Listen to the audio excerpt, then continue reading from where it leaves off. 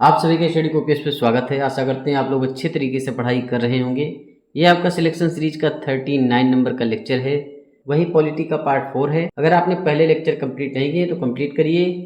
जो भी इस लेक्चर की पीडीएफ है टेलीग्राम पे अपलोड कर दी जाएगी। टेलीग्राम चैनल का लिंक डिस्क्रिप्शन में, तो उसे जरूर ज्वाइन कर लीजिए। तो चलिए शुरू करते हैं फिलहाल बिना आपका टाइम वेस्ट किए, बिना किसी देरी के। देखिए पहला क्वेश्चन क्या है कि भारतीय संविधान की 11वीं अनुसूची के संदर्भ में निम्नलिखित कथनों पर विचार कीजिए। पहला कथन है कि यह अनुसूची संविधान में 73वें संविधान संशोधन 1993 के द्वारा जोड़ी गई है। दूसरा कथन है कि इसमें पंचायती राज संस्थाओं को कार्य करने के लिए 29 विषय प्रदान किए गए हैं। उपयुक्त कथनों में से कौन सा सही है ये आपको बताना है। देखिए जैसा कि मैंने आपको बताया भाई, जो 9वीं अनुसूची थी वो आपके जो है प्रथम संविधान संशोधन 1951 में जोड़ी गई। 10वीं अनुसूची जो है आपकी 1985 में जोड़ी जाती है 52वें संविधान संशोधन के द्वारा। वहीं 11वीं अनुसूची जो जोड़ी जाती है 73वें संविधान संशोधन के द्वारा 1993 में जोड़ी जाती है। पहला कथन सत्य है। दूसरा कथन है कि इसमें 29 विषय प्रदान किए गए, तो दूसरा कथन भी आपका सत्य है। 11वीं अनुसूची किससे संबंधित है? तो 11वीं अनुसूची पंचायती राज व्यवस्था से संबंधित है। उसमें पंचायती राज की शक्तियां बताई गई हैं, अधिकार बताए गए हैं, जिम्मेदारियां बताई गई हैं। तो उसी के आधार पर 29 विषय इसमें दिए गए हैं। अब इन 29 विषयों में ग्रामीण विकास कैसे होगा, गरीबी का उन्मूलन कैसे होगा, सामाजिक न्याय कैसे होगा, ये सारी चीज़ें इसमें हैं फिलहाल। तो यहाँ आपका राइट आंसर हो जाएगा, 1 और 2 दोनों सत्य हैं, तो सी राइट आंसर हो जाएगा। सेकेंड नंबर क्वेश्चन आप देखेंगे, भारतीय संविधान की 12वीं अनुसूची के संदर्भ में निम्नलिखित कथनों पर विचार कीजिए। पहला कथन है कि यह अनुसूची 74वें संविधान संशोधन 1993 के द्वारा जोड़ी गई। दूसरा कथन है कि इसमें शहरी क्षेत्र की स्थानीय स्वशासन संस्थाओं को कार्य करने के लिए 28 विषय प्रदान किए गए। उपयुक्त कथनों में से कौन सा सही है ये आपको बताना है। देखिए जिस तरीके से 73वां संविधान संशोधन होता है 1993 में, आपका जो है 11वीं अनुसूची जोड़ी गई, उसमें पंचायती राज के बारे में बताया गया, 29 विषय थे। तो उसी के साथ में 73वें संविधान के साथ में 74वां संविधान संशोधन भी होता है। इसमें नगर पालिका जो होती हैं, शहरी स्थानीय निकाय से संबंधित प्रावधान बताए जाते हैं। भाई गांव का काम कर दिया तो शहर का भी करेंगे, तो इसमें नगर पालिका से संबंधित प्रावधान है।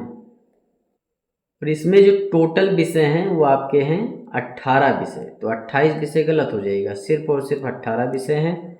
18 विषय में आपका शहरी नियोजन है, उसमें नगर नियोजन, भूमि उपयोग, भवन निर्माण, विनियमन, ये सारी चीज़ें हैं। आर्थिक और सामाजिक विकास किस तरीके से शहरों में होगा। सार्वजनिक सेवाएं जैसे आपकी सड़क है, पुल, जल आपूर्ति, स्वच्छता, ठोस अपशिष्ट प्रबंधन, अग्निशमन सेवाएं किस तरीके से होंगी। शहरों में जो स्लम की दिक्कत है उसको कैसे मैनेज करेंगे। शहरी गरीबी उन्मूलन, मतलब शहरों में भी जो गरीब है उनका उन्मूलन कैसे होगा। शहरी सुविधाएं, तो ये सारी चीज़ें हैं फिलहाल। इसमें आपका जो है 243 पी और 243 जेड जी जो है नगर पालिका से संबंधित है। तो यहाँ आपका क्या हो जाएगा, यहाँ आपका राइट आंसर सिर्फ आपका ए हो जाएगा, मतलब केवल एक, क्योंकि दूसरा तो गलत है। थर्ड नंबर क्वेश्चन आप देखेंगे, निम्नलिखित में से कौन सा संविधान संशोधन राज्य पुनर्गठन आयोग की सिफारिशों को लागू करने और परिणामिक परिवर्तनों को शामिल करने के उद्देश्य से किया गया था। तो ये था आपका 7वां संविधान संशोधन 1956 में होता है। इसमें राज्य पुनर्गठन आयोग की जो सिफारिश थी उनको लागू करने और परिणामिक परिवर्तनों को शामिल करने का उद्देश्य था। अब यहाँ पर आप 4 नंबर क्वेश्चन देखेंगे, निम्नलिखित में से कौन सा संघात्मक शासन के लक्षण हैं।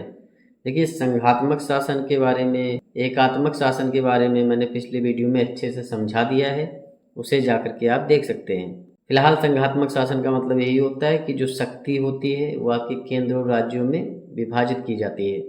जो भी आपकी संघात्मक सरकार होती है उसके पास लिखित, कठोर एवं सर्वोच्च संविधान होता है।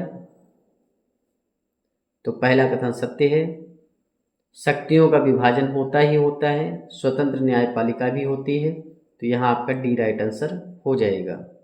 5 नंबर क्वेश्चन आप देखेंगे, निम्नलिखित में से कौन सा संघात्मक शासन के लक्षण है। केंद्रीकरण और विकेंद्रीकरण का समन्वय होता है इनमें, तो एकदम सही बात है। लोकतांत्रिक शासन के अनुकूल व्यवस्था होती है, दूसरा कथन भी सत्य है। संकट काल के समय उपयुक्त नहीं, तीसरा कथन भी सत्य है। उपयुक्त कथनों में से कौन सा सही है? आपका डी राइट आंसर हो जाएगा। निम्नलिखित में से कौन सा संघात्मक शासन व्यवस्था का दोष माना जाता है? न्यायपालिका का रूढ़िवादी होना, पहला कथन सत्य है। राज्यों के अलग होने की आशंका होती है, तो दूसरा कथन भी सत्य है। अंतर्राष्ट्रीय स्तर पर कमजोर व्यवस्था होती है, ये भी बात सत्य है। उपयुक्त सभी डी राइट आंसर हो जाएगा। अब देखिए संघात्मक व्यवस्था के बारे में थोड़ा जान ही लीजिए। संघात्मक का मतलब होता है भाई जो शक्तियों का बंटवारा केंद्र और राज्यों के पास है, ठीक। केंद्र के पास अपनी शक्तियां हैं, राज्य के पास अपनी शक्तियां हैं, और उस शक्तियों का संचालन इस तरीके से हो सके कि भाई कोई किसी पर जो है निरंकुश न हो पाए, तो कठोर संविधान होता है, लिखित संविधान होता है। न्यायपालिका होती है जो कि आपके केंद्र से एकदम अलग होती है, ऐसा नहीं केंद्र के अंडर में है, केंद्र का जो है पक्ष नहीं रखती है, एकदम क्लीन स्वतंत्र न्यायपालिका भी कह सकते हो। राज्यों के अलग होने की आशंका होती है, इसलिए क्योंकि राज्य के भी अपने वसूल होते हैं, वो भी जो है अपना कानून चलाते हैं, केंद्र का कानून अलग, राज्य का अलग। अंतर्राष्ट्रीय स्तर पर कमजोर व्यवस्था हो जाती है क्योंकि राज्य भी एक हिसाब से पावर में है और केंद्र भी पावर में है। मान लीजिए कोई ऐसा देश है, मान लीजिए पाकिस्तान है, और पाकिस्तान जो है इस तरीके का देश है जो भारत पर हमला करता रहता है, लेकिन अभी जो संघात्मक पूरी तरीके से शासन हो जाए आपके भारत का, और फिर उत्तर प्रदेश के नहीं नहीं हम तो डील करेंगे पाकिस्तान से, पाकिस्तान को हम हथियार बना रहे हैं और हम जो है बेचेंगे पाकिस्तान को, केंद्र इसमें हस्तक्षेप नहीं कर सकता है, तो ये आपकी क्या है, अंतर्राष्ट्रीय स्तर पर कमजोर व्यवस्था हो जाएगी। तो यहाँ फिलहाल आपका राइट आंसर डी हो जाएगा। 7 नंबर क्वेश्चन आप देखेंगे, निम्नलिखित कथनों पर विचार कीजिए। सर्वप्रथम ब्रिटिश संविधान में प्रस्तावना को सम्मिलित किया गया था। दूसरा कथन है कि भारतीय संविधान की प्रस्तावना पंडित जवाहरलाल नेहरू द्वारा प्रारूपित और संविधान सभा द्वारा स्वीकृत उद्देश्य प्रस्ताव पर आधारित है। उपयुक्त कथनों में से कौन सा सही है आपको बताना है। देखिए प्रस्तावना का मतलब क्या होता है, परिचय। जैसे कोई मतलब किताब आप पढ़ते हैं तो शुरू में प्रस्तावना देखने को मिलती है, तो उस किताब के बारे में शुरू में लिखा रहता है कि भाई इसमें ये चीज़ें आपको मिलने वाली हैं, तो एक हिसाब से प्रस्तावना भूमिका होती है जो भी वो किताब होती है उसकी। तो सर्वप्रथम अमेरिकी संविधान में प्रस्तावना को सम्मिलित किया गया था, तो यहाँ आपका पहला कथन गलत हो जाएगा। सबसे पहले प्रस्तावना आपका संयुक्त राज्य अमेरिका में ही जो है इजाद हुआ, तो उन्हीं से प्रेरित होकर के प्रस्तावना को अपने संविधान में पंडित जवाहरलाल नेहरू द्वारा प्रारूपित किया गया और संविधान सभा द्वारा उसे स्वीकृत किया गया। तो प्रस्तावना पंडित जवाहरलाल नेहरू कहते हैं कि भाई प्रस्तावना को शामिल करो, और प्रस्तावना का विचार कहाँ से लिया गया है, अमेरिका के संविधान से। तो यहाँ केवल 2 सही है, तो बी राइट आंसर होगा बस। 8 नंबर क्वेश्चन आप देखेंगे, निम्नलिखित में से किसने भारतीय संविधान की प्रस्तावना को संविधान का परिचय पत्र कहा है। तो ये कहा है आपके N.N. पालकीवाला ने, सी राइट आंसर होगा। जवाहरलाल नेहरू जो होते हैं संविधान की आत्मा कहते हैं प्रस्तावना को, ये चीज़ भी आप ध्यान रखेंगे। देखिए अगला क्वेश्चन करें, उससे पहले प्रस्तावना के तत्वों के बारे में जान लीजिए। संविधान के अधिकार का स्रोत, मतलब संविधान अपना अधिकार कहाँ से प्राप्त करता है, शक्ति कहाँ से प्राप्त करता है। तो प्रस्तावना में लिखा है कि भाई संविधान जो है भारत के लोगों से शक्ति अधिग्रहित करता है, मतलब संविधान की शक्ति का स्रोत क्या है, भारत के लोग। भारत की प्रकृति, इसमें कहा गया है कि भारत एक क्या है, संप्रभु, समाजवादी, धर्मनिरपेक्ष, लोकतांत्रिक, गणतांत्रिक राज्य व्यवस्था वाला देश है। संविधान का उद्देश्य क्या है, तो संविधान न्याय देता है, 3 तरह के न्याय देता है, सामाजिक, आर्थिक और राजनीतिक। वहीं स्वतंत्रता प्रदान करता है, समता प्रदान करता है, बंधुत्व प्रदान करता है। संविधान लागू होने की तिथि 26 नवंबर 1949 है। देखिए संप्रभुता का मतलब होता है, प्रस्तावना यह दावा करती है कि भारत क्या है, एक संप्रभु देश है। भारत की प्रकृति के बारे में प्रस्तावना बताती है अच्छे से। संप्रभुता शब्द का अर्थ यह है कि भारत जो है किसी भी विदेशी या आंतरिक शक्ति के नियंत्रण से पूर्णतः मुक्त है और संप्रभुता संपन्न राष्ट्र है। भारत की विधायिका को संविधान द्वारा तय की गई कुछ सीमाओं के विषय में देश में कानून बनाने का पूरा अधिकार है। वहीं समाजवादी शब्द आपको पता है 1976 में जो 42वां संविधान संशोधन होता है उसके द्वारा जोड़ा जाता है, और इसके साथ में एकता अखंडता भी जोड़ा जाता है, धर्मनिरपेक्ष भी जोड़ा जाता है। भारत ने लोकतांत्रिक समाजवाद को अपनाया है। लोकतांत्रिक समाजवाद एक मिश्रित अर्थव्यवस्था में विश्वास रखती है, जहां निजी और सार्वजनिक दोनों क्षेत्र समान रूप से कार्य करते हैं। वहीं धर्मनिरपेक्ष क्या होता है? देखिए, धर्मनिरपेक्ष आपका 42वें संविधान संशोधन 1976 के द्वारा जोड़ा गया है। इसमें बताया गया है भाई भारत में सभी धर्मों के राज्यों को समानता है, सुरक्षा है और समर्थन पाने का अधिकार है। संविधान के भाग 3 में जो है 25 से लेकर के 28 तक मौलिक अधिकार के रूप में धर्म की स्वतंत्रता भी सुनिश्चित की गई है। लोकतांत्रिक शब्द का अर्थ है कि संविधान की स्थापना एक सरकार के रूप में होती है, जिसे चुनाव के माध्यम से लोगों द्वारा निर्वाचित होकर अधिकार प्राप्त होते हैं। प्रस्तावना में इस बात की पुष्टि भी की जाती है कि भारत एक लोकतांत्रिक देश है, जिसका अर्थ है कि सर्वोच्च सत्ता किसके हाथ में है? तो लोगों के हाथ में है। लोकतंत्र शब्द का प्रयोग राजनीतिक, आर्थिक, सामाजिक लोकतंत्र के लिए प्रस्तावना में किया गया है। सरकार के जिम्मेदार प्रतिनिधि, सार्वभौमिक वयस्क मताधिकार, एक वोट एक मूल्य, स्वतंत्र न्यायपालिका आदि भारतीय लोकतंत्र की विशेषताएं हैं। देखिए, गणतंत्र का मतलब होता है गण का तंत्र, लोगों का तंत्र। तो एक गणतंत्र देश जो होता है उसमें राज्य का जो प्रमुख होता है वो प्रत्यक्ष रूप से या फिर परोक्ष का मतलब होता है अप्रत्यक्ष, प्रत्यक्ष या अप्रत्यक्ष रूप से लोगों द्वारा चुना जाता है। अब जैसे भारत की बात करें तो भारत में जो राज्य का प्रमुख है वो आपका राष्ट्रपति है। तो राष्ट्रपति जो है लोगों के द्वारा परोक्ष रूप से चुना जाता है, मतलब प्रत्यक्ष रूप से नहीं चुना जाता है, क्योंकि आपको पता है जो राष्ट्रपति का चुनाव होता है उसमें लोकसभा के निर्वाचित सदस्य हिस्सा लेते हैं, राज्यसभा के निर्वाचित सदस्य हिस्सा लेते हैं। वो जनता से चुनकर जाते हैं, लेकिन वो बाद में राष्ट्रपति को चुनते हैं, जिसका अर्थ संसद और राज्य विधानसभाओं में अपने प्रतिनिधियों के माध्यम से। इसके अतिरिक्त एक गणतंत्र में राजनीतिक संप्रभुता एक राजा की बजाय लोगों के हाथों में निहित होती है। भाई राजा के ही हाथ में आ जाएगा तो राजतंत्र हो जाएगा, वो आपका गणतंत्र कहाँ रह जाएगा। वहीं न्याय की बात कर लीजिए भाई, जो आपका प्रस्तावना आपने देखा उसमें न्याय है, समता है, बंधुत्व है, सारी चीज़ें हैं। तो न्याय टोटल 3 टाइप के दिए गए हैं, सामाजिक न्याय है, आर्थिक न्याय है, राजनीतिक न्याय है। और न्याय आपके मौलिक अधिकार और नीति निर्देशक सिद्धांतों में इनका पूरा प्रावधान बताया गया है। सामाजिक न्याय का मतलब है कि भाई जो भी आपकी सामाजिक स्थिति होगी न्याय संगत होगी, मतलब अन्याय नहीं होने दिया जाएगा। आर्थिक न्याय की बात करें तो संपत्ति के समान वितरण से संबंधित है, संपत्ति कुछ हाथों में केंद्रित नहीं हो सकती। राजनीतिक न्याय की बात करें तो राजनीतिक भागीदारी सबके लिए समान होगी, मतलब कोई भी चुनाव लड़ सकता है, सबको मत देने का अधिकार है। तो ये सारी चीज़ें हैं। भारतीय संविधान के अधिकार का स्रोत है, तो आपने अभी देखा संविधान क्या कह रहा है कि भाई जो मुझे शक्ति मिलती कहाँ से मिलती है? भारत के लोगों से मिलती है। तो ये राइट आंसर हो जाएगा। 10 नंबर क्वेश्चन आप देखेंगे, भारतीय संविधान की प्रस्तावना के अनुसार भारत की प्रकृति है। तो अभी मैंने बताया भारत की प्रकृति क्या है, संप्रभु, समाजवादी, धर्मनिरपेक्ष, लोकतांत्रिक, गणतांत्रिक राज्य व्यवस्था वाला देश।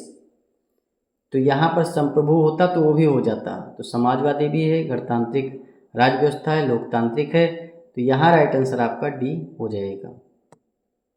11 नंबर क्वेश्चन आप देखेंगे, भारतीय संविधान की प्रस्तावना के अनुसार संविधान का उद्देश्य है। तो संविधान का जो उद्देश्य है क्या है? सबको न्याय देना, सबको स्वतंत्रता देना, सबको समता देना, सबको बंधुत्व देना। तो यहाँ पर क्या है? न्याय है, स्वतंत्रता है, समता है। तो यहाँ डी राइट आंसर हो जाएगा। 12 नंबर क्वेश्चन आप देखेंगे, निम्नलिखित कथनों पर विचार कीजिए। भारतीय संविधान की प्रस्तावना यह दावा करती है कि भारत एक संप्रभु देश है। तो पहला कथन सत्य है। संप्रभु शब्द संविधान के 1976 में हुए 42वें संविधान संशोधन अधिनियम द्वारा प्रस्तावना में जोड़ा गया। दूसरा कथन गलत हो जाएगा, क्योंकि संप्रभु शब्द आपका मूलतः संविधान में था, जो संविधान बना तब से था। जबकि जो शब्द जोड़े गए हैं वो आपके जोड़े गए हैं समाजवादी, धर्मनिरपेक्ष, एकता और अखंडता। तो यहाँ जो है राइट आंसर आपका क्या हो जाएगा? केवल एक ए राइट आंसर होगा। 13 नंबर क्वेश्चन आप देखेंगे, निम्नलिखित कथनों पर विचार कीजिए। पहला कथन है कि लोकतांत्रिक शब्द का अर्थ है कि संविधान की स्थापना एक सरकार के रूप में होती है जिसे चुनाव के माध्यम से लोगों द्वारा निर्वाचित होकर अधिकार प्राप्त होता है। पहला कथन पूरी तरीके से सत्य है। प्रस्तावना में लोकतांत्रिक शब्द 42वें संविधान संशोधन 1976 के द्वारा जोड़ा गया, ये भी गलत हो जाएगा क्योंकि लोकतांत्रिक शब्द मूलतः संविधान में था। तो यहाँ राइट आंसर आपका हो जाएगा केवल एक, ए ही सही है बस। 14 नंबर क्वेश्चन आप देखेंगे, निम्नलिखित कथनों पर विचार कीजिए। एक गणतंत्र देश में राज्य का प्रमुख प्रत्यक्ष या परोक्ष रूप से लोगों द्वारा चुना जाता है। तो एकदम सही बात है, ये मैंने अभी आपको बताया। भारत में जो राष्ट्रपति होता है वो परोक्ष रूप से चुना जाता है। तो पहला कथन सत्य है। एक गणतंत्र में राजनीतिक संप्रभुता एक राजा की बजाय लोगों के हाथों में निहित होती है, इसीलिए गणतंत्र कहा जाता है। अगर राजा के हाथों में संप्रभुता होती किसी देश की तो उसे राजतंत्र कहते। तो यहाँ राइट आंसर हो जाएगा दूसरा भी, तो यहाँ सी सही है बस।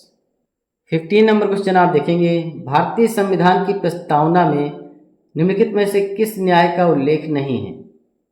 देखिए जो टोटल न्याय दिए गए 3 न्याय हैं।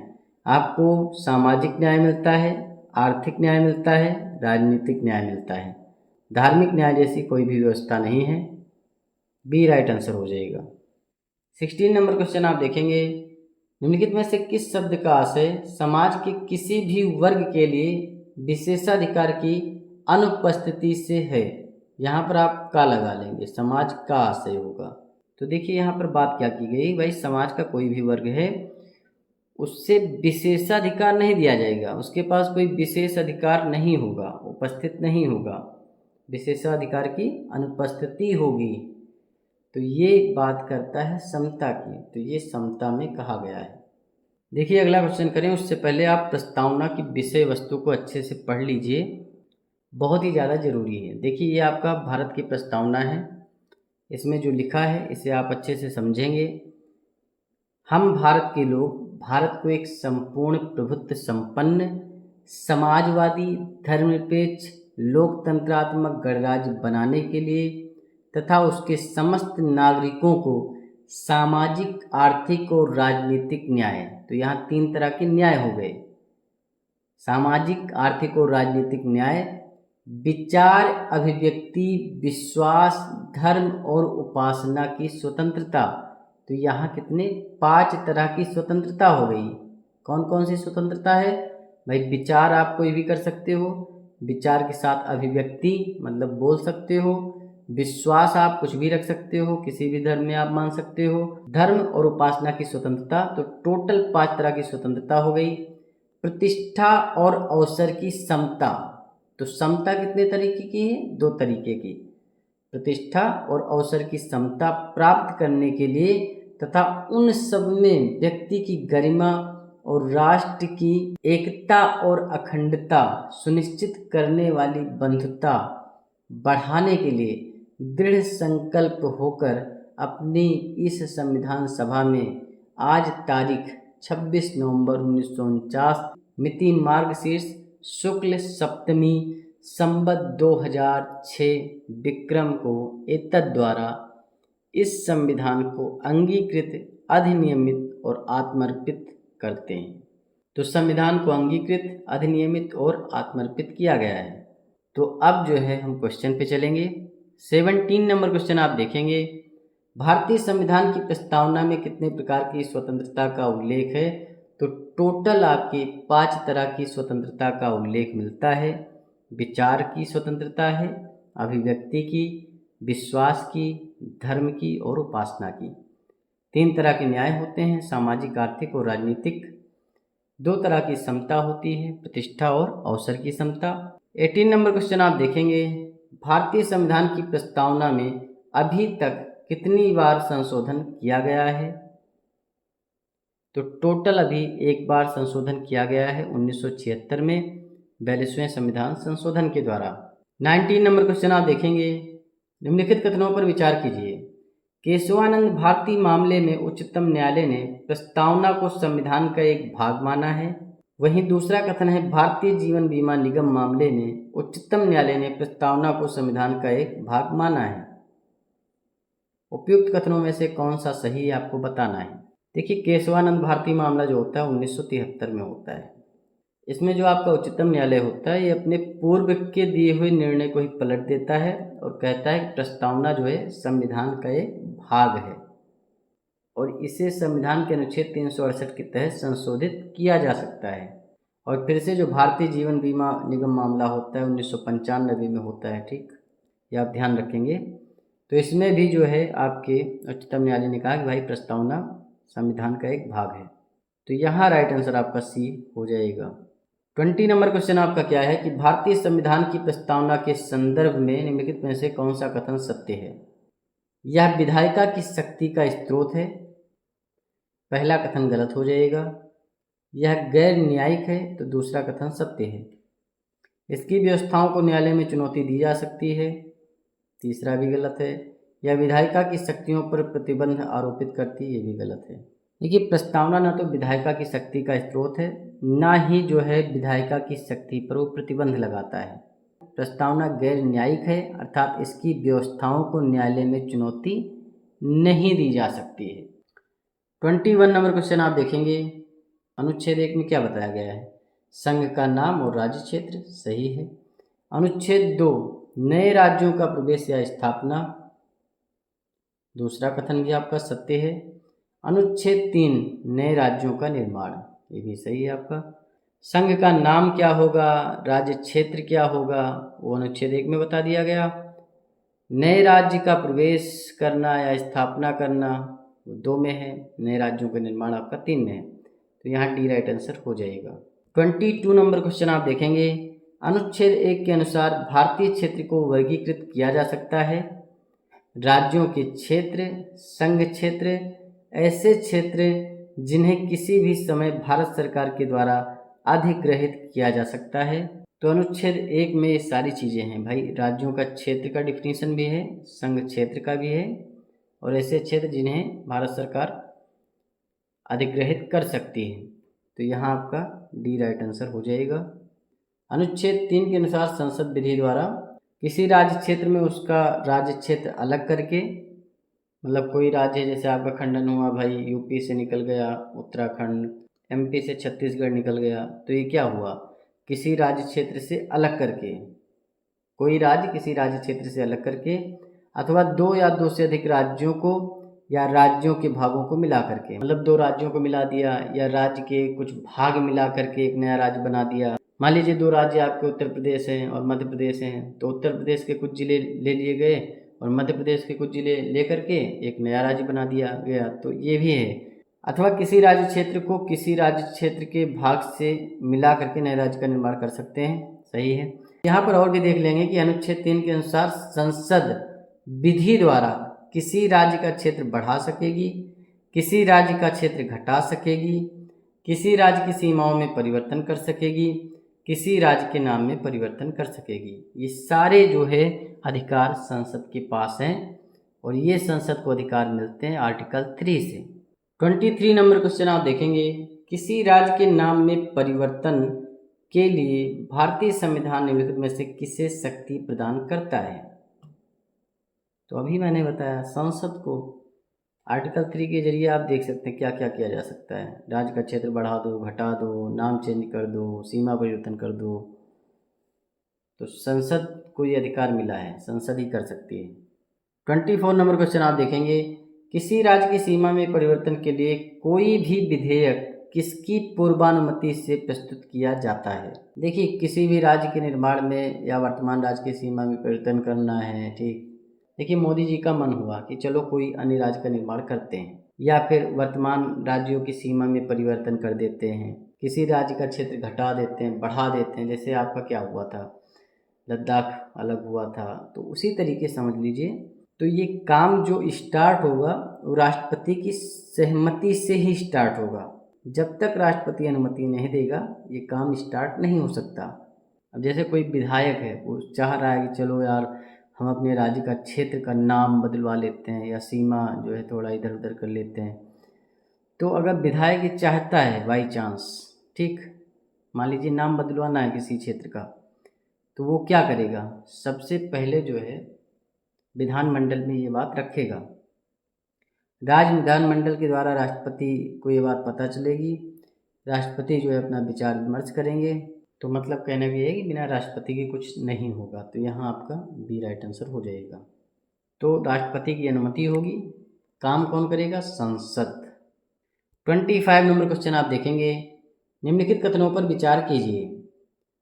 अनुच्छेद 2 और अनुच्छेद 3 के अंतर्गत किए गए कोई भी परिवर्तन संविधान के अनुच्छेद 368 के तहत संशोधन नहीं माने जाएंगे। इस संदर्भ में कोई भी कानून एक सामान्य बहुमत और साधारण विधायी प्रक्रिया के माध्यम से पारित किया जा सकता है। उपयुक्त कथनों में से कौन सा सही है ये आपको बताना है। देखिए, पहला कथन भी सत्य है, दूसरा भी सत्य है। जो आपका आर्टिकल 4 है, ठीक, आर्टिकल 4, इसी में घोषित किया गया कि जो आपका अनुच्छेद 2 है और अनुच्छेद 3 है, इसके अंतर्गत किया गया कोई भी परिवर्तन जो होगा संविधान के अनुच्छेद 368 के तहत संशोधन नहीं माना जाएगा। और इसी संदर्भ में जो कानून पारित किया जाता है वो आपका साधारण विधायी प्रक्रिया या आपका सामान्य बहुमत प्रक्रिया होती है। तो यहाँ जो राइट आंसर आपका हो जाएगा सी हो जाएगा, 1 और 2 दोनों।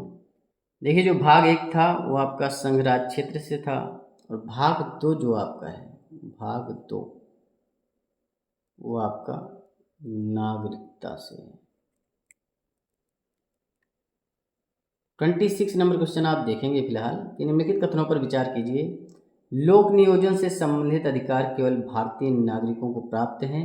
वहीं दूसरा कथन है कि भारत में विदेशी व्यक्तियों को सभी सिविल और राजनीतिक अधिकार प्राप्त नहीं है। उपयुक्त कथन में से कौन सा सही है आपको बताना है। देखिए, भारत में 2 तरह के लोग रहते हैं, आपको पता है। एक कौन होते हैं? जो आपके नागरिक हैं, ठीक, यहीं के नागरिक हैं, और एक आपके विदेशी होते हैं। हर देश में ही होता है, वहाँ के नागरिक हैं और विदेशी हैं। जो हमारे यहाँ के नागरिक हैं, जो हमारे नागरिक हैं, इनको सभी सिविल और राजनीतिक अधिकार प्राप्त हैं, मतलब मतदान देने का अधिकार है, लोक नियोजन का अधिकार है। विदेशी होते हैं, सभी सिविल और राजनीतिक अधिकार प्राप्त नहीं होते हैं। तो यहाँ क्या हो जाएगा? यहाँ आपका पहला कथन भी सत्य है, दूसरा भी सत्य है, सी राइट आंसर हो जाएगा। 27 नंबर क्वेश्चन आपका क्या है कि भारतीय संविधान में नागरिकता संबंधी प्रावधान दिए गए हैं। तो भाग 2 में दिए गए हैं। देखिए, जो भाग 1 है आपका, वहाँ 1 से 4 तक, आर्टिकल 1 से 4। भाग 2 में आपका क्या है? 5 से 11। भाग 3 में 12 से 35। भाग 4 में 36 से 51। निम्नलिखित में सुमेलित नहीं है। अनुच्छेद 5 संविधान के प्रारंभ पर नागरिकता। अनुच्छेद 6 भारत के बाहर रहने वाले भारतीय मूल के कुछ व्यक्तियों के लिए नागरिकता के अधिकार। देखिए, पहला सही है। अनुच्छेद 5 में संविधान के प्रारंभ पर नागरिकता की बात की जाती है। अनुच्छेद 6 में जब देश आज़ाद होता है उसके बाद में पाकिस्तान से जो लोग भारत आए उनकी नागरिकता का प्रावधान है। तो यहाँ जो आपका है दूसरा गलत हो जाएगा, क्योंकि भारत के बाहर रहने वाले भारतीय मूल के कुछ व्यक्तियों की नागरिकता का जो अधिकार है वो आपके आर्टिकल 8 में है। तो ये सारी चीज़ें आप ध्यान रखेंगे भाई। 5 में संविधान के प्रारंभ पर नागरिकता, 6 में जो है देश आज़ाद होने के बाद पाकिस्तान से आए लोगों के ऊपर नागरिकता का प्रावधान। वहीं आर्टिकल 7 जो होता है कि जब देश आज़ाद होता है तो पाकिस्तान जो लोग चले जाते हैं उनके नागरिकता का प्रावधान इसमें है। और 8 में आपको बता ही दिया, भारत के बाहर रहने वाले भारतीय मूल के कुछ व्यक्तियों की नागरिकता का प्रावधान है। तो यहाँ राइट आंसर आपका क्या हो जाएगा? केवल एक ए ही सही है बस। 29 नंबर क्वेश्चन आप देखेंगे, निम्नलिखित में से सुमेलित नहीं है। अनुच्छेद 7 पाकिस्तान को प्रव्रजन करने वाले कुछ व्यक्तियों के नागरिकता के प्रावधान या अधिकार। तो सही बात है, पहला कथन सत्य हो जाएगा, क्योंकि जो आर्टिकल 7 है ऐसा प्रावधान बताता है भाई जब देश आज़ाद हुआ उसके बाद जो लोग पाकिस्तान गए उनकी नागरिकता का प्रावधान आर्टिकल 7 में है। आर्टिकल 8 पाकिस्तान से भारत को प्रव्रजन करने वाले कुछ व्यक्तियों की नागरिकता का अधिकार, ये गलत हो जाएगा, ये आपके आर्टिकल 6 में है। आर्टिकल 8 में तो बताया जाता है भारत के बाहर रहने वाले भारतीय मूल के कुछ व्यक्तियों के नागरिकता का प्रावधान। तो यहाँ फिलहाल राइट आंसर आपका केवल एक है, तो ए सही है। 30 नंबर क्वेश्चन आप देखेंगे, निम्नलिखित में से किस अनुच्छेद में नागरिकता के अधिकार का विधि द्वारा विनियमन किए जाने संबंधी प्रावधान है।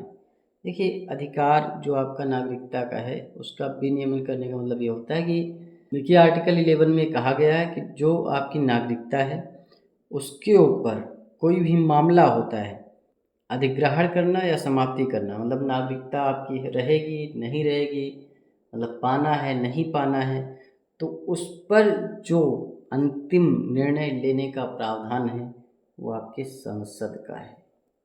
तो ये सारी चीज़ें बताई गई हैं आपके आर्टिकल 11 में।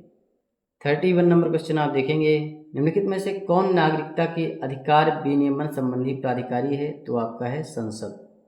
देखिए अगला क्वेश्चन करें उससे पहले नागरिकता के बारे में थोड़ी जानकारी आप जान लीजिए। नागरिकता आपको ये तो पता है भाई, भाग 2 में है, ठीक। भाग 1 में संघ राज्य क्षेत्र, भाग 2 में नागरिकता, भाग 3 में मौलिक अधिकार, भाग 4 में डीपीएसपी। तो नागरिकता प्राप्ति के आधार क्या होंगे, तो संविधान के भाग 2 में अनुच्छेद 5 से 11 तक नागरिकता संबंधी उपबंध किए गए हैं। इस उपबंध में नागरिकता अधिनियम 1955 लागू किया गया, जिसमें समय समय पर संशोधन किए गए। नागरिकता अधिनियम 1955 द्वारा नागरिकता अर्जन की शर्तें निम्नलिखित हैं।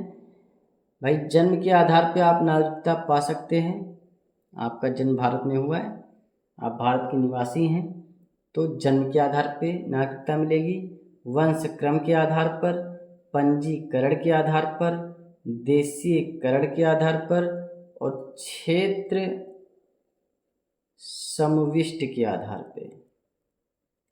32 नंबर क्वेश्चन आप देखेंगे, भारत की नागरिकता प्राप्ति का आधार है जन्म, वंशक्रम, देशीकरण।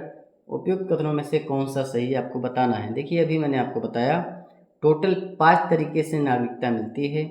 नागरिकता का प्रावधान 5 से 11 में है, अनुच्छेद 5 से 11 में।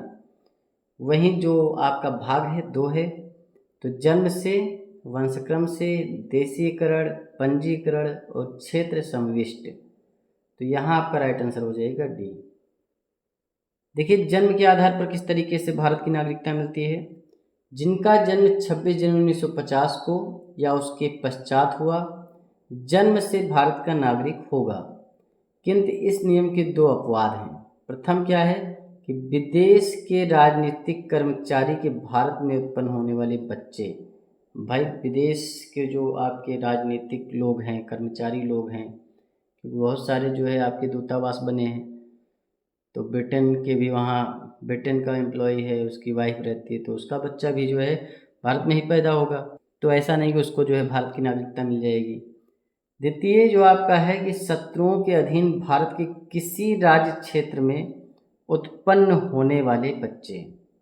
तो ये दोनों चीज़ें हैं, दोनों अपवाद हैं। मतलब अगर ऐसा है तो ये वाले बच्चे जो है नहीं माने जाएंगे भारत के नागरिक, वरना 26 जनवरी 1950 या उसके बाद में जो लोग पैदा हुए हैं तो उन्हें भारत का नागरिक माना जाएगा।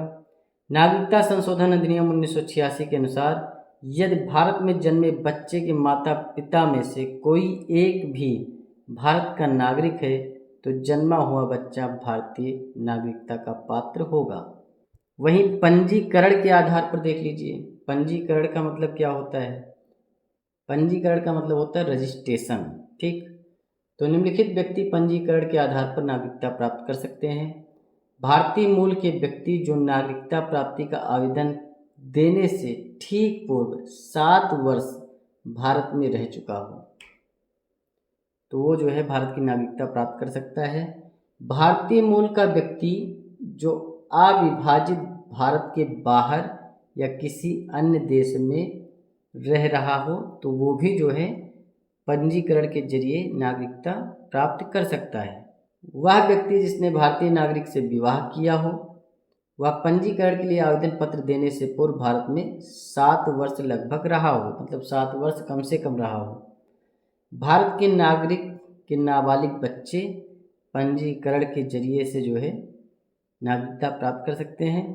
वहीं भारतीय नागरिकों की जो पत्नियां हैं, मान लीजिए आपको इटली की लड़की पसंद आ गई, रसिया की पसंद आ गई, अमेरिका की पसंद आ गई, ब्रिटेन की पसंद आ गई, तो क्या, तो आपकी पत्नी को नागरिकता मिल जाएगी। अभी आपने देखा सीमा हैदर पाकिस्तान से चली आई, सचिन की वाइफ बन गई, तो उन्हें भी नागरिकता मिली जाएगी। तो ये मामला होता है पंजीकरण के आधार पे, लेकिन 7 वर्ष आपको रहना पड़ेगा, 7 वर्ष।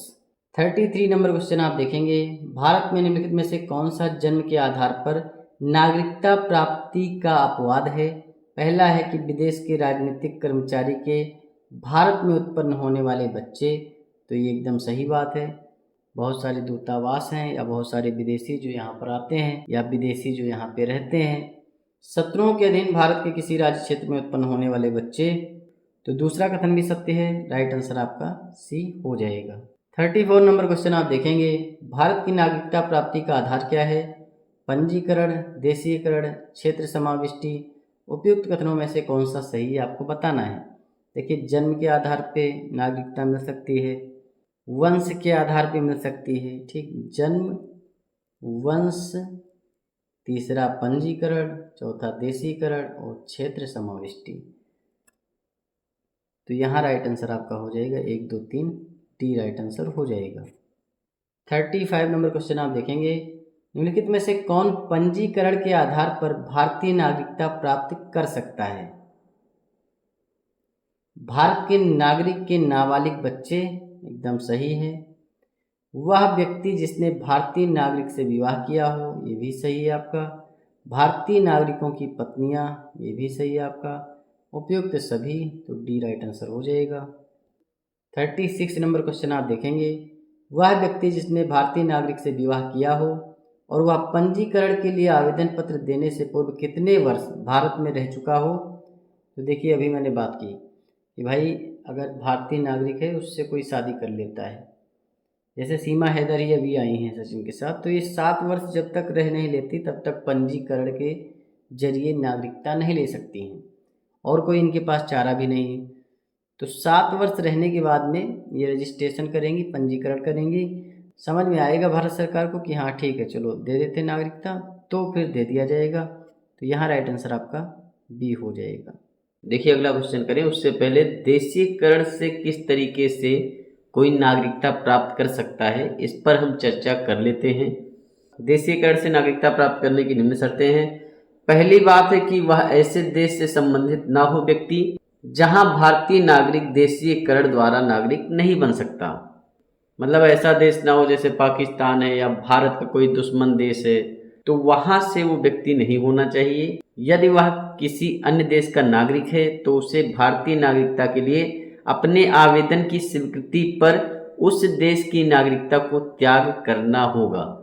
मतलब आपको पता है कि जो भारत में नागरिकता का प्रावधान है, एकल नागरिकता का प्रावधान है। देखिए, जो भी नागरिकता प्राप्त करना चाहता है भारत की, तो जब वो नागरिकता प्राप्त करना चाहता है तो कम से कम 12 महीनों से वो लगातार भारत में रह रहा हो, जब देशीकरण के जरिए से नागरिकता प्राप्त करनी हो, या फिर जो है भारत सरकार की सेवा में हो, या आंशिक तौर पर दोनों ही स्थितियां हो, मतलब निवास के साथ साथ भारत सरकार की सेवा भी हो। उक्त 12 महीनों की अवधि से एकदम पहले के 14 वर्ष, जो लगातार आप 12 महीने रहे, उससे पहले के 14 वर्ष में से कम 11 वर्ष आपने भारत में निवास किया हो या आप भारत सरकार की सेवा में रहे हों। अच्छे चरित्र का व्यक्ति होना चाहिए। वहीं संविधान की 8वीं अनुसूची में जो आपकी भाषाएं हैं, टोटल 22 भाषा हैं, तो उसमें से एक भाषा आनी चाहिए अगर किसी को जो है देशीकरण के जरिए से नागरिकता चाहिए। अब यहाँ पर आप 37 नंबर क्वेश्चन देखेंगे, एक व्यक्ति देशीकरण द्वारा भारत की नागरिकता प्राप्त करने की योग्यता रखता है यदि वह संविधान की 8वीं अनुसूची में निर्दिष्ट भाषाओं में से किसी एक का पर्याप्त ज्ञान रखता है, वह अच्छे चरित्र का है। उपयुक्त कथनों में से कौन सा सही है आपको बताना है। तो पहला कथन पूरी तरीके से सत्य है, क्योंकि मैंने ऑलरेडी आपको इसमें बताया कि जो 8वीं अनुसूची है उसमें जो आपकी निर्दिष्ट भाषाएं हैं, 22 भाषाएं हैं, उसमें से एक भाषा आपको आनी ही चाहिए अगर आप देशीकरण के जरिए से नागरिकता चाहते हैं। और साथ में आपका चरित्र भी अच्छा होना चाहिए, दुष्चरित्र नहीं होना चाहिए। तो दूसरा कथन भी सत्य है, आपका सी राइट आंसर हो जाएगा। 38 नंबर क्वेश्चन आप देखेंगे, भारत की नागरिकता की समाप्ति के आधार हैं। देखिए, पहला जो आपका है कि नागरिकता का परित्याग, अपने स्वेच्छा से आपने नागरिकता का परित्याग कर दिया कि भाई हम इस देश के नागरिक नहीं रहना चाहते हैं, तो आपकी नागरिकता खत्म। दूसरा है कि दूसरे देश की नागरिकता स्वीकार करने पर, अगर आपने किसी दूसरे देश की नागरिकता स्वीकार कर ली, क्योंकि बहुत सारे लोग कनाडा जाते हैं, लंदन जाते हैं, तो वहाँ जो है वहाँ की नागरिकता ले लेते हैं, तो इस मामले में भारत की नागरिकता आपकी समाप्त हो जाएगी। तो दूसरा कथन भी सत्य है। वहीं विदेशी व्यक्ति से विवाह करने पर, तो विदेशी व्यक्ति से विवाह करने पर आपकी नागरिकता खत्म नहीं होगी, यह आपका गलत हो जाएगा। तो यहाँ पर राइट आंसर आपका हो जाएगा 1 और 2, ए राइट आंसर होगा बस। देखिए अगला क्वेश्चन करें, उससे पहले नागरिकता संशोधन अधिनियम 2019 के बारे में अच्छे से समझ लीजिए। संसद ने नागरिकता संशोधन विधेयक 2019 पारित किया, जो राष्ट्रपति की मंजूरी मिलने के बाद अधिनियम बन गया। देखिए विधेयक कोई भी लाया गया और जब तक उसमें राष्ट्रपति की मंजूरी नहीं होगी वो अधिनियम नहीं बनेगा, तो राष्ट्रपति की मंजूरी भी मिल जाती है। तो नागरिकता संशोधन अधिनियम 2019 को नागरिकता अधिनियम 1955 में संशोधन करने के लिए लाया गया था।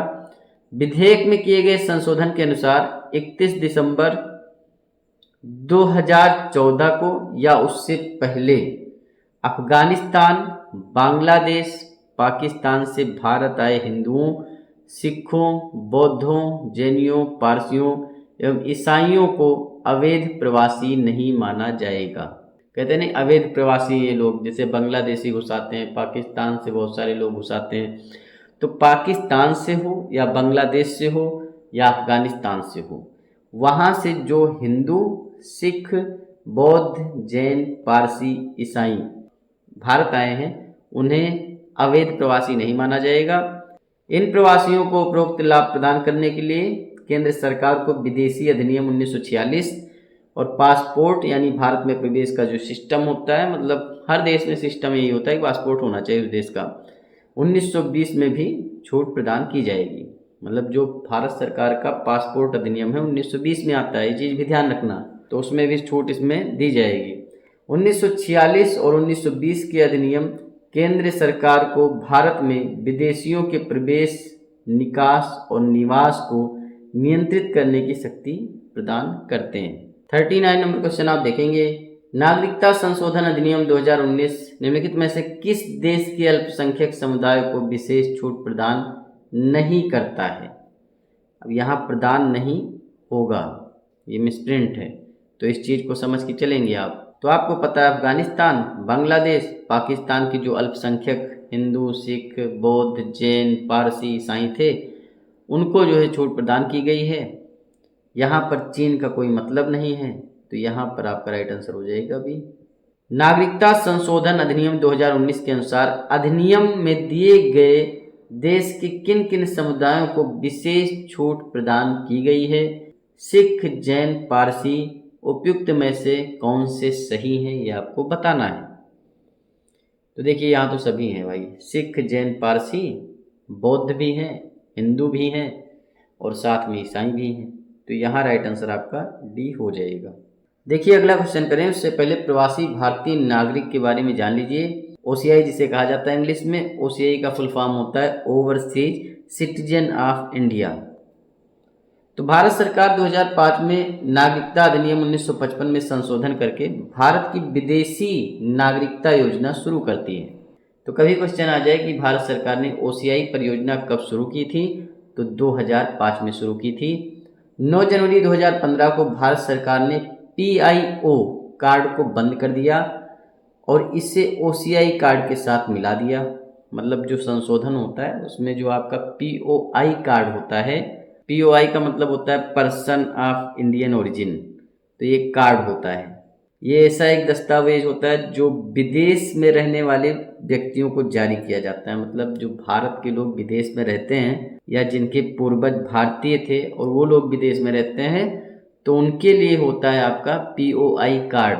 मान लीजिए कोई है अमेरिका में, तो उसके दादा दादी जो है या नाना नानी कोई जो है भारत में रहते थे, तो वो व्यक्ति जो है पीओआई कार्ड भारत सरकार से प्राप्त कर सकता है। जो आपका पीओआई कार्ड था, इसके जरिए से बहुत ही सुविधाएं मिलती हैं। मतलब अब कार्ड दिया जा रहा है तो जाहिर सी बात है भाई सुविधा मिलेगी। तो जैसे भारत में जो है कुछ भी करने का, भारत में यात्रा करने का, भारत में रहने का, भारत में काम करने की छूट, भारत में संपत्ति खरीदने की छूट, ये सारी सुविधाएं पीओआई कार्ड से मिलती थी। लेकिन फिर 2015 में पीओआई कार्ड को जो है ओसीआई कार्ड में विलय कर दिया गया। अब सबसे बड़ा क्वेश्चन आपका ये होगा कि भाई ओसीआई कार्ड क्या होता है, ओवरसीज सिटीजन ऑफ इंडिया, मतलब इसका मतलब क्या होता है। देखिए जो ओसीआई कार्ड होता है इसके बहुत सारे लाभ होते हैं। क्या क्या लाभ होते हैं? भारत में बिना किसी वीज़ा के आजीवन आप आ जा सकते हैं, ठीक, कोई जो है वीज़ा की ज़रूरत नहीं है। भारत में अचल संपत्ति खरीदने और निवेश करने की अनुमति है। भारत के बैंकों में आप खाता भी खुलवा सकते हैं। भारतीय ड्राइविंग लाइसेंस भी आप प्राप्त कर सकते हैं। भारत के शिक्षा संस्थानों में जो है शुल्क छूट वगैरह सब कुछ पा सकते हैं। एक चीज़ आप ध्यान रखना, जो ओसीआई कार्ड धारक होते हैं वो भारतीय चुनाव में वोट नहीं कर सकते हैं। मतलब ठीक है आपको इतनी सुविधा मिल रही है लेकिन वोटिंग वाला राइट नहीं है। किसी भी जो है संवैधानिक पद पर आप कार्य नहीं कर सकते हैं। सरकारी नौकरी नहीं प्राप्त कर सकते हैं। सबसे बड़ी बात यह है कृषि भूमि नहीं खरीद सकते हैं। मतलब भूमि तो आप खरीद सकते हैं, इन्वेस्टमेंट कर सकते हैं, लेकिन कृषि वाली भूमियाँ नहीं खरीद सकते। और कुछ विशेष क्षेत्रों में भी आप संपत्ति नहीं खरीद सकते। और ओसीआई कार्ड धारक जो हैं वो पाकिस्तान और बांग्लादेश के नहीं होते हैं, इतना मान के चलिए। तो यहाँ आप सारी चीज़ें समझ गए होंगे ओसीआई कार्ड के बारे में। आजीवन वीज़ा प्राप्त रहता है फिलहाल। किसी भी सार्वजनिक सेवा सरकारी नौकरी का फिलहाल अधिकार नहीं रहता है। कृषि संपत्ति का मालिक भी नहीं हो सकता है। अब देखिए यहाँ जो है 41 नंबर क्वेश्चन क्या है कि अनिवासी भारतीय के संदर्भ में निम्नलिखित कथनों पर विचार कीजिए। ये भारतीय पासपोर्ट धारक होते हैं, भारत में सभी प्रकार की गतिविधि शुरू कर सकते हैं। उपयुक्त कथनों में से कौन सा सही है ये आपको बताना है। देखिए अनिवासी भारतीय को आप कहते हैं एनआरआई। एनआरआई एनआरआई का मतलब होता है नॉन रेसिडेंट इंडियन, ठीक, इतना आप समझ गए। कहते हैं एनआरआई है भैया वो, तो नॉन रेसिडेंट इंडियन मतलब वो भारत के निवासी नहीं है। तो पहला कथन है ये भारतीय पासपोर्ट धारक होते हैं, तो पहला कथन सत्य है। भारत में सभी प्रकार की गतिविधि शुरू कर सकते हैं, तो दूसरा कथन भी सत्य है।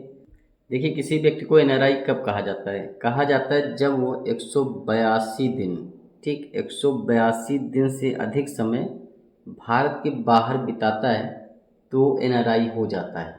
अब किसी भी कारण से वो बाहर रह सकता है, मतलब एक वित्तीय वर्ष में अगर इतना समय जो है वो बाहर के देश में बिता रहा है तो आपका एनआरआई है। अब कोई नौकरी के लिए जाता है, कोई जो है अपना पढ़ने के लिए जाता है, तो ये सारी चीज़ें हैं। तो यहाँ फिलहाल आपका राइट आंसर हो जाएगा एक और दो दोनों। अब यहाँ 43 नंबर क्वेश्चन आप देखेंगे, प्रवासी भारतीय नागरिक के संदर्भ में निम्नलिखित कथनों पर विचार कीजिए। देखिए वहाँ अनिवासी भारतीय था, एनआरआई का मतलब होता है नॉन रेसिडेंट इंडियन, ओसीआई का मतलब होता है ओवरसीज सिटीजन ऑफ इंडिया। तो यहाँ पर आपका पूछा गया भाई जो प्रवासी भारतीय नागरिक हैं इनके लिए हम कथन दे रहे हैं और इन कथनों पर आप अपना विचार व्यक्त कीजिए। पहला कथन है कि ये किसी भी सरकारी नौकरी का अधिकार नहीं रखते, एकदम सही बात है। ये कृषि संपत्ति के मालिक हो सकते हैं, नहीं हो सकते हैं, कृषि संपत्ति के मालिक नहीं हो सकते हैं। कुछ क्षेत्रों में इन्वेस्टमेंट करने के पर्पज़ से ज़मीन वगैरह ले सकते हैं, लेकिन कृषि वाली ज़मीन तो ये बिल्कुल भी खरीद नहीं सकते। उपयुक्त कथनों में से कौन सा सही है? तो केवल एक सही है, ए राइट आंसर हो जाएगा। अब देखिए 44 नंबर क्वेश्चन आपका क्या है कि भारत के संविधान को विस्तृत बनाने के पीछे निम्न में से क्या कारण थे? तो ये इतना उठकर यहाँ आएगा। देखिए जो भारत का संविधान बनता है उसके विस्तृत होने के बहुत सारे कारण हैं और मेनली जो है वो आपके 4 कारण हैं। देखिए पहला कारण है भौगोलिक कारण, भारत का विस्तार और विविधता। इतना बड़ा भारत है, ठीक, जगह जगह पे जो है भाषा बदल जाती है, जगह जगह पर जो है कास्ट बदल जाती है, रिलीजन बदल जाता है, तो बहुत सारी चीज़ें हैं। तो इसलिए भी भारत का संविधान विस्तृत है। संविधान सभा में कानून विशेषज्ञों का प्रभुत्व था, मतलब बहुत सारे आपके जो है कानून विशेषज्ञ थे। वीएन राव थे, अंबेडकर जी थे और बहुत सारे लोग थे, मतलब विशेषज्ञ ही विशेषज्ञ थे। टी कृष्णामाचारी हों, सब जो है आपके विशेषज्ञ थे। तो दूसरा कथन भी सत्य है। विस्तृत रूप में प्रशासनिक प्रावधान, तो ये भी आपका हो जाएगा। तो यहाँ पर सारे कथन सत्य हैं, डी राइट आंसर हो जाएगा बस। 45 नंबर क्वेश्चन आप देखेंगे, निम्नलिखित कथनों पर विचार कीजिए। बहुमत वाले दल का सत्ता में होना, दूसरा कथन है विधायिका के प्रति कार्यपालिका की सामूहिक जवाबदेही। निचले सदन का विघटन। उपयुक्त कथनों में से कौन सा संसदीय प्रणाली की विशेषताएं हैं? देखिए, जो संसदीय प्रणाली होती है उसमें बहुमत वाले दल का सत्ता में होना अनिवार्य होता है। मतलब जिसके पास ज़्यादा मत हैं, जिसको जनता ने ज़्यादा मत दे करके भेजा है, उसकी सत्ता होगी। तो पहला कथन सत्य है। अब बहुमत कभी कभी नहीं मिलता है तो फिर बहुमत बना लिया जाता है, गठबंधन कर लेते हैं सभी लोग, फिर उसमें कहते हैं देखो हम बहुमत में आ गए। विधायिका के प्रति कार्यपालिका की सामूहिक जवाबदेही होती है। निचले सदन का विघटन हो जाता है, जैसा कि आपको पता है लोकसभा का विघटन हो जाता है हर 5 साल में, उससे पहले भी हो सकता है अगर सरकार वगैरह गिर जाती है। निचले सदन का विघटन हो जाता है। तीसरा कथन भी आपका सत्य है। तो यहाँ आपके तीनों कथन सत्य हैं, डी राइट आंसर हो जाएगा। 46 नंबर क्वेश्चन आप देखेंगे। निम्नलिखित कथनों पर विचार कीजिए। संसदीय व्यवस्था को उत्तरदायी सरकार के नाम से जाना जाता है। दूसरा कथन है इसमें विधायिका और कार्यपालिका के मध्य सहयोग व समन्वय दिखाई देता है। उपयुक्त कथनों में से कौन सा सही है आपको बताना है। देखिए, संसदीय व्यवस्था को उत्तरदायी सरकार के नाम से जाना जाता है, पहला कथन सत्य है। वहीं जो इसमें विधायिका है और कार्यपालिका है, इनके मध्य एक दूसरे का सहयोग का समन्वय दिखता है, यहाँ पर आपका दूसरा कथन भी सत्य हो जाएगा। और ये जो आपका विधायिका और कार्यपालिका के मध्य सहयोग के बीच समन्वय दिखाई दे रहा है, ये आपके ब्रिटेन के संविधान से लिया गया है। मतलब ब्रिटेन की भी जो संसदीय व्यवस्था है इसी तरीके की है। जो आपकी अध्यक्षीय प्रणाली होती है जो कि आपकी अमेरिका में, उसमें विधायिका और कार्यपालिका के बीच में जो है पृथक्करण के लक्षण दिखाई देते हैं। तो यहाँ आपका राइट आंसर 1 और 2 सी राइट आंसर हो जाएगा। 47 नंबर क्वेश्चन आप देखेंगे। निम्नलिखित में से कौन सी भारत में संसदीय प्रणाली की विशेषता नहीं है? देखिए, जो भारत में संसदीय प्रणाली की विशेषता, वो निम्न विशेषताएं आप अच्छे से सुन लेंगे, लिख लेंगे। इसमें वास्तविक और नाम मात्र के कार्यपालकों की उपस्थिति रहती है। बहुमत वाले दल की सत्ता होती है, ठीक। विधायिका के समक्ष कार्यपालिका की संयुक्त जवाबदेही होती है। वहीं विधायिका में मंत्रियों की सदस्यता भी होती है। दोनों सदनों का विघटन जो होता है इसका लक्षण नहीं होता है। मतलब एक सदन जो निचला सदन होता है उसका विघटन होता है। जैसे आपका निचला सदन जो अगर संसद में देखेंगे तो लोकसभा है, ठीक। विधानमंडल में देखेंगे तो विधानसभा है आपका। तो आपका निचला सदन जो होता है वो विघटित होता रहता है। प्रधानमंत्री या मुख्यमंत्री का नेतृत्व होता है। जो बहुमत दल का नेता होता है वही प्रधानमंत्री होता है। राज्य में बहुमत दल का नेता जो होता है मुख्यमंत्री होता है। तो यहाँ राइट आंसर आपका बी हो जाएगा।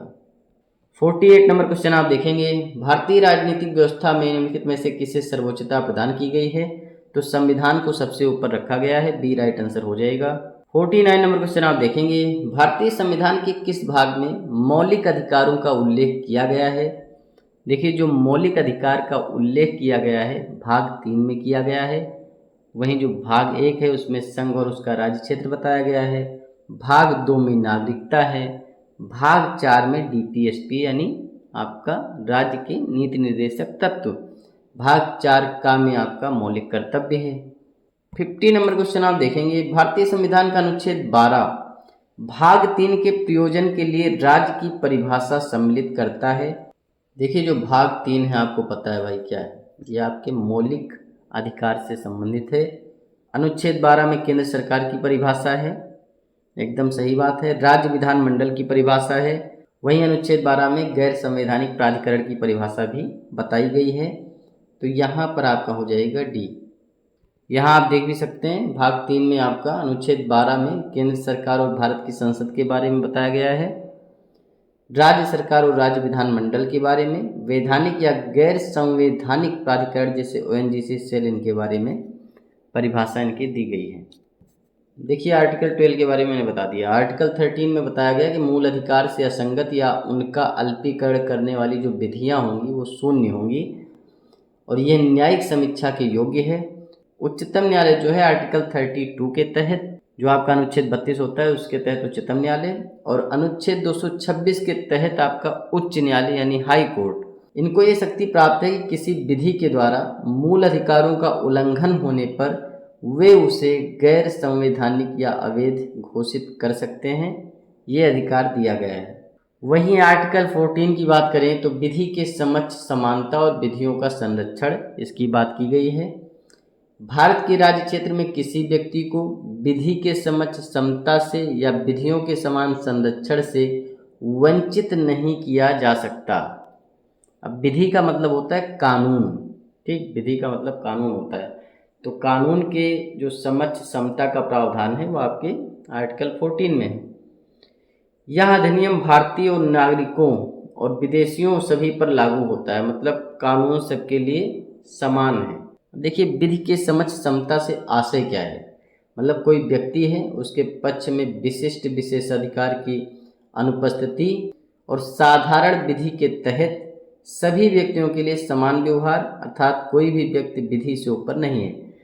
आर्टिकल 15 जो है आपके धर्म, मूलवंश, जाति, लिंग, जन्म स्थान, इन 5 चीज़ों के आधार पर विभेद का प्रतिषेध है, मतलब भेदभाव नहीं किया जा सकता।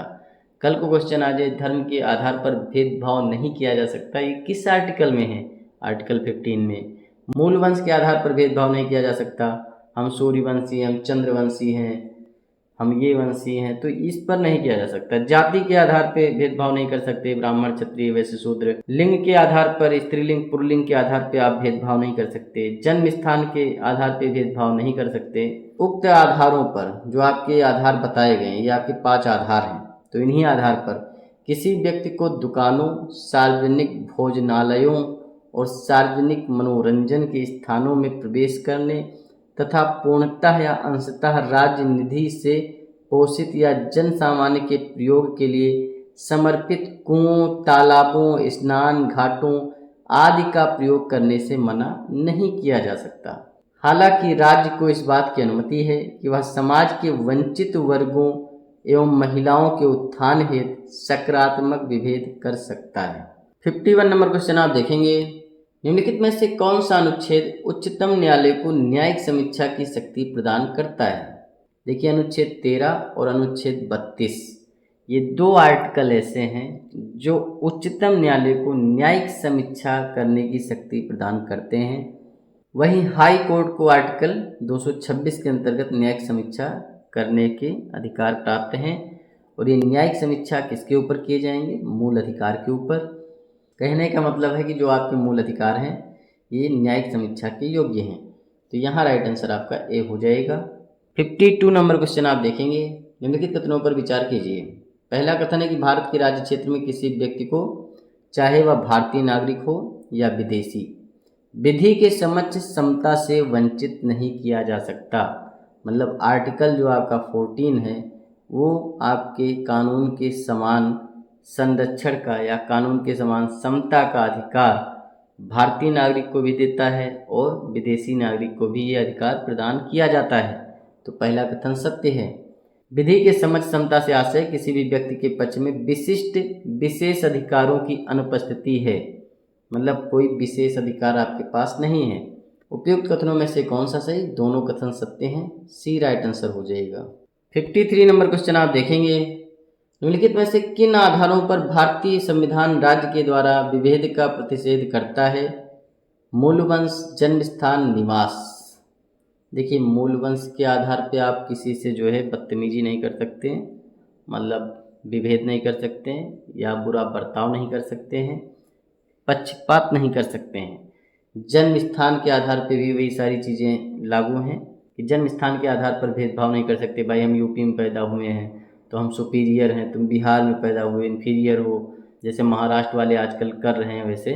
वही धर्म के आधार पर भेदभाव का प्रतिषेध है, लिंग के आधार पर जो है भेदभाव का प्रतिषेध है, और जाति के आधार पर, ठीक। निवास स्थान का यहाँ पर नाम नहीं आता है, यहाँ आपका हो जाएगा 1 और 2, ए राइट आंसर होगा। अनुच्छेद 16 जो है लोक नियोजन के विषय में अवसर की समानता पर आधारित है। 16(1) में बताया गया है कि राज्य के अधीन किसी पद पर नियोजन या नियुक्ति से संबंधित विषयों में सभी नागरिकों के लिए अवसर की समता होगी। तो मतलब जो भी आपकी सरकारी वैकेंसी आती है उसमें जो अवसर की समता देखने को मिलती है वो अनुच्छेद 16(1) के तहत देखने को मिलती है। अनुच्छेद 16(2) में बताया गया कि भाई राज्य के अधीन किसी नियोजन या पद के संबंध में केवल धर्म, मूलवंश, जाति, लिंग, उद्भव, जन्म स्थान, निवास या इनमें से किसी के आधार पर ना तो कोई नागरिक का पात्र होगा और ना ही उससे विभेद किया जाएगा यानी भेदभाव किया जाएगा। अनुच्छेद 16(3) में ये बताया जाता है कि भाई जो ये अनुच्छेद है राज नौकरियों में निवास के आधार पर विभेद कर सकता है, अर्थात कुछ रोजगार किसी क्षेत्र के निवासियों के लिए आरक्षित कर सकता है, राज्य नियुक्ति के लिए आरक्षण की व्यवस्था कर सकता है। तो जो आपके उत्तराखंड में नौकरी निकलती है उसमें पार्टिसिपेशन आप नहीं कर पाते हैं, तो अनुच्छेद 16(3) का प्रयोग करके ही जो है जो भी स्टेट है आपका, बिहार कह लीजिए, महाराष्ट्र कह लीजिए, कोई भी स्टेट है, तो वो जो है भेदभाव करता है कि हाँ भाई हम इस वैकेंसी में किसी अदर स्टेट को नहीं आने देंगे। देखिए आर्टिकल 16(4) में कहा गया है कि भाई जो राज्य है वो पिछड़े वर्गों के पक्ष में सरकारी नौकरियों में आरक्षण जो है प्रदान कर सकता है, अगर उसे लगता है कि भाई इस बिरादरी का, इस जाति का प्रतिनिधित्व जो है राज्य की सेवाओं में बहुत ही कम है, तो उस आधार पर जो है आरक्षण प्रदान किया जा सकता है और इसी के जरिए से आरक्षण दिया भी जाता है। अब ये जो है राज्य पर डिपेंड करता है कि भाई वो किस आधार पे किसको जो है आरक्षण देना चाहता है, किस सीमा तक देना चाहता है, तो ये सारी चीज़ें आप समझ के चलेंगे। वहीं 16 का इस अनुच्छेद की बात अगर करें तो राज्य को अनुसूचित जातियों और अनुसूचित जनजातियों के पक्ष में जिनका प्रतिनिधित्व राज्य की सेवाओं में बहुत ही कम है, मतलब पर्याप्त नहीं है, तो उनको जो है आरक्षण देने की इसमें बात की जाती है। वहीं जो प्रमोशन के मामले में रिजर्वेशन की बात है वो भी आपके 16(4) का में की गई है। 54 नंबर क्वेश्चन आप देखेंगे, निम्नलिखित में से सुमेलित है। देखिए 16(1) में दे रखा है कि नियोजन संबंधित विषयों में अवसर की समानता, एकदम सही बात है। कोई भी नियोजन करना है, कोई भी नियुक्ति करनी है तो सबको समान अवसर दिया जाएगा। वहीं जो आपका 16(2) होता है उसमें ये बताया गया है भाई धर्म, मूलवंश, जाति, लिंग, उद्भव, जन्मस्थान, निवास इनमें से किसी भी आधार पर ना तो आप किसी नागरिक को अपात्र घोषित कर सकते हैं ना उससे विभेद कर सकते हैं। 16(3) जो आपका है इसमें बताया गया है कि राज्य विभेद कर सकता है, कब?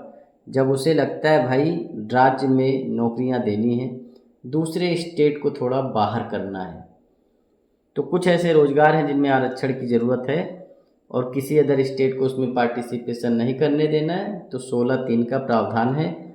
तो इसमें जो है नियोजन के संबंध में विभेद के बारे में बताया गया, विभेद से प्रतिषेध के बारे में नहीं बताया गया है। विभेद से प्रतिषेध के बारे में 16(2) में बताया गया है कि मूल वंश, जाति, धर्म के आधार पर आप विभेद नहीं कर सकते, लेकिन 16(3) में बताया गया आप कर सकते हैं अगर आपको लगता है ये नौकरी जो है यहीं के बच्चों को मिलनी चाहिए। वैसे यूपी में तो खुला भंडारा चलता है, पता है आपको। 16(4) का नियुक्ति के लिए आरक्षण की व्यवस्था नहीं की गई है, जो प्रोन्नति है प्रोन्नति के लिए आरक्षण की व्यवस्था की गई है। वहीं 16(4) में नियुक्ति के लिए आरक्षण की व्यवस्था की गई है, मतलब प्रमोशन वगैरह जो होगा उसके लिए 16(4) का में बताया गया है। तो यहाँ आपका राइट आंसर हो जाएगा केवल एक, मतलब ए ही सही है बस। 55 नंबर क्वेश्चन आप देखेंगे, निम्नलिखित कथनों पर विचार कीजिए। भारत के संविधान का अनुच्छेद 18 अस्पृश्यता के अंत से संबंधित है। अस्पृश्यता शब्द को संविधान ने परिभाषित नहीं किया है। उपयुक्त कथनों में से कौन सा सही है ये आपको बताना है। देखिए पहला कथन गलत है, क्योंकि आर्टिकल 17 में जो है अस्पृश्यता का अंत किया गया है, मतलब आप किसी भी समाज के साथ छुआछूत नहीं कर सकते हैं। छुआछूत का जो व्यवहार है वो दंडनीय अपराध है, ये आपके आर्टिकल 17 में घोषित किया गया है। लेकिन अस्पृश्यता शब्द को ना तो संविधान में परिभाषित किया गया है ना ही किसी अधिनियम में, तो ये चीज़ आप समझ के चलेंगे। तो दूसरा कथन सत्य है, पहला असत्य है, तो यहाँ राइट आंसर आपका केवल 2। 56 नंबर क्वेश्चन आप देखेंगे, निम्नलिखित कथनों पर विचार कीजिए। पहला कथन है कि भारत के संविधान का अनुच्छेद 18 उपाधियों के अंत से संबंधित है। इसके अनुसार राज्य, सेना या विद्या संबंधी सम्मान के अतिरिक्त कोई अन्य उपाधि प्रदान नहीं करेगा। उपयुक्त कथनों में से कौन सा सही है आपको बताना है। देखिए पहला कथन आपका पूरी तरीके से सत्य है। आर्टिकल 17 जो है अस्पृश्यता के अंत से संबंधित है, आर्टिकल 18 उपाधियों के अंत से संबंधित है। इसके अनुसार जो है राज्य सेना या विद्या संबंधी सम्मान के अतिरिक्त कोई अन्य उपाधि प्रदान नहीं की जाएगी। तो दूसरा कथन भी आपका सत्य है, सी राइट आंसर हो जाएगा। वहीं 18(2) में बताया गया है कि भारत का कोई भी नागरिक जो है किसी विदेशी सरकार से जो है कोई उपाधि जो है प्राप्त नहीं कर सकता, स्वीकार नहीं कर सकता। तो ये चीज़ भी आप समझ के चलेंगे।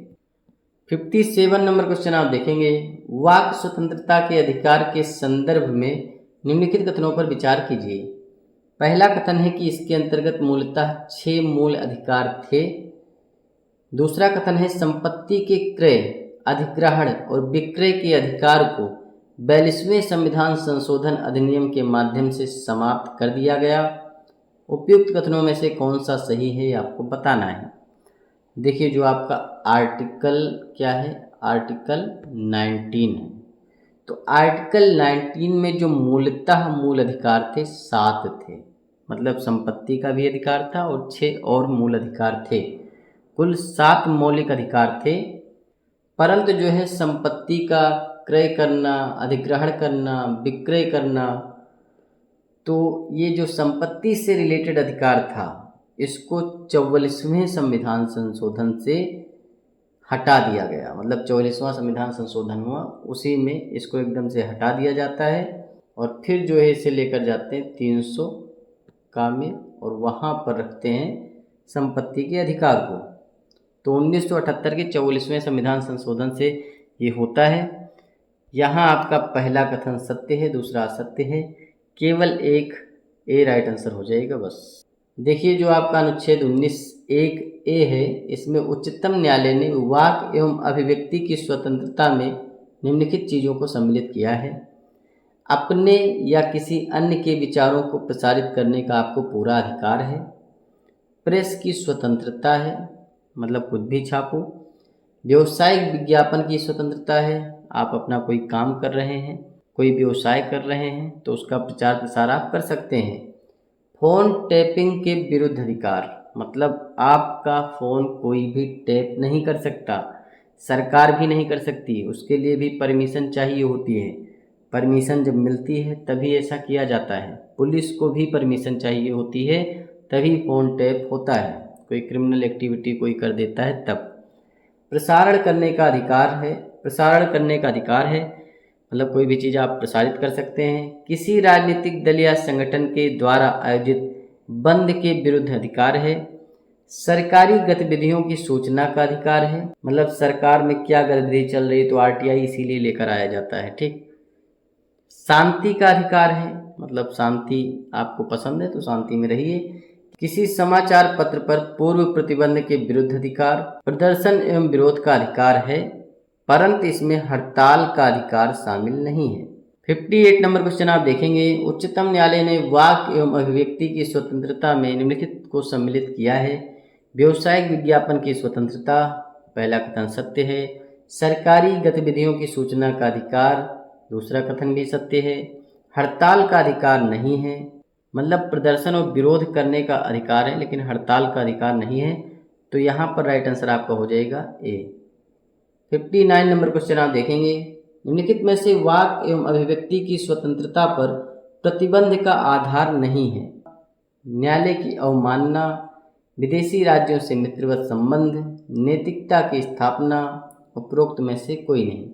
देखिए अगर वाक और अभिव्यक्ति की स्वतंत्रता पर प्रतिबंध का जो आधार है कि भाई हम प्रतिबंध लगा सकते हैं, तो वो कौन कौन से मामले हैं जिस पर जो है आपके बोलने पर भी प्रतिबंध होगा, आपकी अभिव्यक्ति पर भी प्रतिबंध होगा।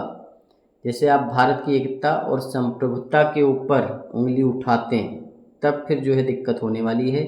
राज्य की सुरक्षा के ऊपर कोई उंगली खड़ा करता है, कोई एक्टिविटी ऐसी कर रहे हैं, आप हथियार रख रहे हैं, कुछ भी कर रहे हैं, तब दिक्कत होने वाली है। विदेशी राज्यों से आपने मित्रवत संबंध जो है बना लिए हैं, तब मामला आपका गड़बड़ हो जाएगा।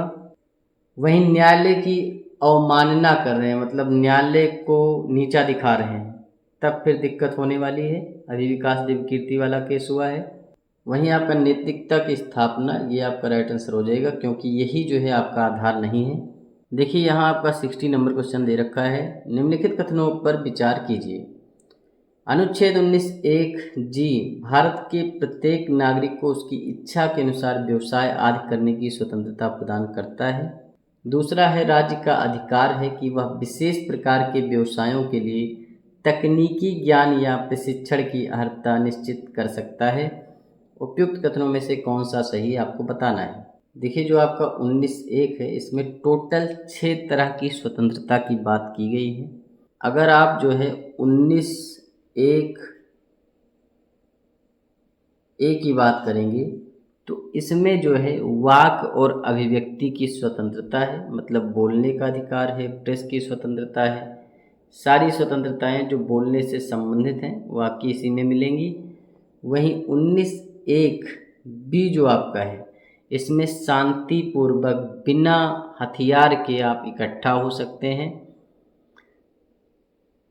तो पहले आप बोलने के अधिकार में आए, फिर आप इकट्ठा हो सकते हैं। इसे आप सीरियल से समझ के चलेंगे, ऐसे आपको याद रहेंगे। पहले आपने 19(1) ए के जरिए बोलना शुरू किया, फिर आप 19(1) बी के जरिए से आप जो है इकट्ठा हो सकते हैं अपने मित्रगण के साथ में। तो आपने समझा 19(1) बी। 19(1) बी के जरिए से आप इकट्ठा हो सकते हैं। 19(1) जो आपका सी है, इसके जरिए से आप संघ या यूनियन बना सकते हैं। अब सभी लोग इकट्ठा हो गए तो आप संघ बनाइए, यूनियन बनाइए, कुछ भी करिए। उसके बाद में 19(1) डी, जब आपने संघ यूनियन बना लिया तो आप भाई कहीं पे घूमने निकल जाओ। भारत में कहीं भी संचरण करने घूमने की स्वतंत्रता है, वो 19(1) डी में दी गई है। वहीं 19(1) जो आपका ई है, घूमने गए तो आपका रहने का मन है तो भाई कहीं भी निवास कर सकते हैं। तो 19(1) ई में भारत में कहीं भी रहने बसने की जो है स्वतंत्रता दी गई है। वहीं फिर आपका आता है 19(1) जी। एफ आपका गायब हो जाएगा क्योंकि 19(1) एफ जो था वो था संपत्ति का अधिकार, और उसको हटा करके 300 ए में कर दिया गया है। 19(1) जी में क्या है कि कोई भी पेशा, कोई भी व्यवसाय, कोई भी व्यापार, कोई भी कारोबार आप कर सकते हैं। तो यहाँ सारे आप 6 अधिकार समझ गए होंगे 19(1) के जरिए से जो आते हैं। वहीं फिर आपका जो 19(2) से लेकर के 19(2) से 19(6) के बीच जो है, जो भी आपके अधिकार 19(1) में दिए गए हैं 6 अधिकार, उन पर उचित प्रतिबंध आपका 19(2) से लेकर के 1906 तक लगाया जाता है। मतलब 19(2) में भी है, 3 में भी, 4 में भी, 5 में भी, 6 में भी। तो अब देखिए यहाँ पर अनुच्छेद 19(1) जी भारत के प्रत्येक नागरिक को उसकी इच्छा के अनुसार व्यवसाय आदि करने की स्वतंत्रता प्रदान करता है। तो एकदम सही बात है। देखिए 6 अधिकार आप आसानी से याद भी कर सकते हैं। पहले आपको बोलने का अधिकार दिया गया 19(1) ए में। उसके बाद बोलने के बाद आप कहीं भी इकट्ठा हो सकते हैं 19(1) बी में। इकट्ठा हो गए तो आप संगठन बना सकते हैं 19(1) सी में। संगठन बना करके आप कहीं घूमने जा सकते हैं, तो ये हो गया 19(1) डी में। और घूमने गए, रहने का मन है तो 19(1) ई में कहीं भी आप रह सकते हैं, बस सकते हैं। 19(1) जी में जो है आप अपनी इच्छा के अनुसार व्यवसाय कर सकते हैं। राज्य का अधिकार है कि वह विशेष प्रकार के व्यवसायों के लिए तकनीकी ज्ञान या प्रशिक्षण की अर्हता निश्चित कर सके। तो यहाँ दूसरा कथन भी सत्य है, पहला भी सत्य है, सी राइट आंसर हो जाएगा। तो ये था आपका सिलेक्शन सीरीज का 39 नंबर का लेक्चर। इसकी PDF टेलीग्राम पे प्रोवाइड करवा दी जाएगी। टेलीग्राम चैनल का लिंक डिस्क्रिप्शन में है, तो उसे जरूर ज्वाइन कर लीजिए। मन लगा के पढ़ाई करते रहिए। चैनल को सब्सक्राइब करिए, वीडियो को लाइक करिए, शेयर करिए। मिलते हैं नेक्स्ट वीडियो में। धन्यवाद, थैंक यू, शुक्रिया।